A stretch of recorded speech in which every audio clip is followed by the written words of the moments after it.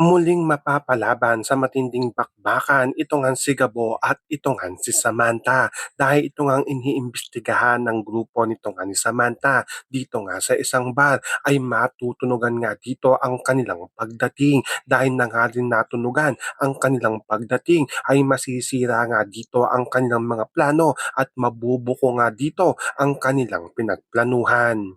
Kaya nga itong ang grupo ng sindikato ay gagawa na nga ito kaagad ng paraan upang makaalis nga sila dito nga sa bar at hindi nga sila tuluyang mahuli ng mga grupo nito nga daw ni Samantha. Kaya gagawa nga sila kaagad dito ng gulo upang makalabas nga sila dito nga sa bar. At dahil nagkakagulo na nga dito nga sa loob nga ng bar ay dito na nga rin aalis ito nga si Gabo at hindi na nga rin natuloy ang pagbabagong buhay nito nga ni Gabo dahil magtatrabaho nga sana itong ang si Gabo dito nga sa isang bar pero napulnada nga ito dahil na nga rin sa gulo na nangyari.